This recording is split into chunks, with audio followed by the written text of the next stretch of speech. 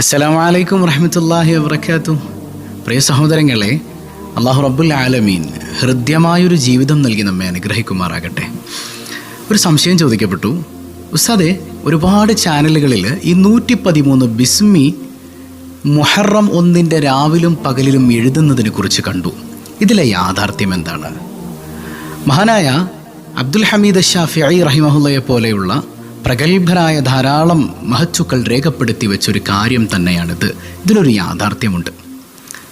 മുഹറം 1 രാത്രിയിലോ പകലിലോ 113 തവണ ബിസ്മില്ലാഹിർ റഹ്മാനിർ റഹീം എന്ന് എഴുതി വെക്കാൻ കഴിഞ്ഞാൽ ഒരു വർഷം അള്ളാഹുവിൻ്റെ പ്രത്യേകമായ കാവൽ അവനും കുടുംബത്തിനും പരിപൂർണമായി ലഭിക്കാൻ സാധ്യതയേറെയാണത്രേ. ഈ ബിസ്മില്ലാഹിർ റഹ്മാനിർ റഹീം എന്ന് പറഞ്ഞാൽ അത് ചെറിയ കാര്യമൊന്നുമല്ല, വലിയ പവർഫുൾ ദിക്ർ കൂടെയാണത്. കൈസർ രാജാവിന് ഒരു തലവേദനയുണ്ടായ സംഭവം ഇമാം റാസി റഹിമഹുല്ല അവിടുത്തെ തഫ്സീറിൽ രേഖപ്പെടുത്തുന്നത് കാണാം. മഹാനായ ഉമർ ഇബ്നുൽ ഖത്താബ് റളിയല്ലാഹു അൻഹുവിനോട് വിവരം പറഞ്ഞു, എന്തെങ്കിലും വഴിയുണ്ടോ? ഒരുപാട് മരുന്നൊക്കെ കഴിച്ചു നോക്കി, പക്ഷേ തലവേദന മാറുന്നില്ല. ഉമർ റളിയല്ലാഹു അൻഹു ഒരു തൊപ്പി കൊടുത്തയച്ചു അത്രേ. ആ തൊപ്പി വെച്ചതും രാജാവിൻ്റെ തലവേദന മാറിയ അത്ഭുതം അതിൽ കാണാൻ കഴിഞ്ഞു. എന്താണ് ഈ തൊപ്പിയുടെ ഉള്ളിലുള്ളത് എന്നറിയാൻ തൊപ്പി ഒന്ന് കീറി നോക്കുമ്പോൾ അതിനകത്ത് കണ്ടത് ബിസ്മില്ലാഹിർ റഹ്മാനിർ റഹീം എന്നാണ്.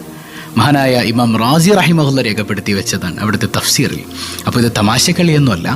ബിസ്മില്ലാഹിർ റഹ്മാനിർ റഹീം വിശുദ്ധ ഖുർആനിലെ ആയത്തുകൾ, വിശുദ്ധ ഖുർആനിലെ ദിക്റുകൾ, ഇതെല്ലാം കേവലം നമുക്ക് പാരായണം ചെയ്യാൻ മാത്രമല്ല, മഹുവ ശിഫാ, വിശുദ്ധ ഖുർആൻ ശിഫാ ആണ്, ശമനമാണ്, രോഗശാന്തിയേകുന്നവയാണ് എന്ന് അള്ളാഹുവിൻ്റെ ഖുർആൻ തന്നെ വ്യക്തമായി നമ്മെ പഠിപ്പിക്കുന്നുണ്ട്. ഇപ്പോൾ ബിസ്മില്ലാഹിർ റഹ്മാനിർ റഹീം ശിഫയാണ്, പ്രതിസന്ധികളിൽ നിന്ന് കാവലാണ്, പൈശാചിക ഉപദ്രവങ്ങളിൽ നിന്ന് മുക്തി നൽകാനുള്ള ഏറ്റവും നല്ല പ്രതിരോധ ആയുധമാണ് ബിസ്മില്ലാഹിർ റഹ്മാനിർ റഹീം. എന്തിനേറെ, നൂഹ് നബി അലൈഹിസ്സലാം അവിടുന്ന് കപ്പൽ ഓടിച്ചു അല്ലേ.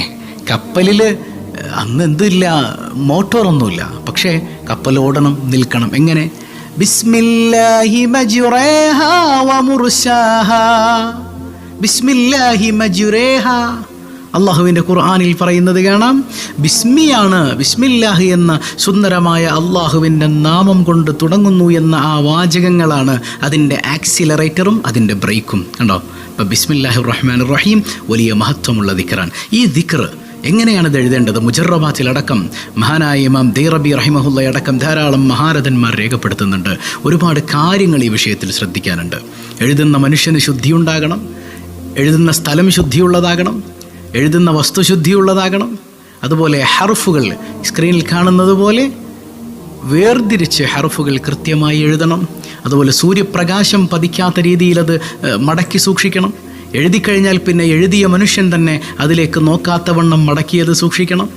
അത് പേഴ്സിലോ അല്ലെങ്കിൽ വീട്ടിലോ എവിടെയെങ്കിലും അത് സുരക്ഷിതമായ സ്ഥലത്ത് വെക്കണം എന്നിത്യാദി മര്യാദകൾ മഹാരഥന്മാർ പറയുന്നത് കാണാം.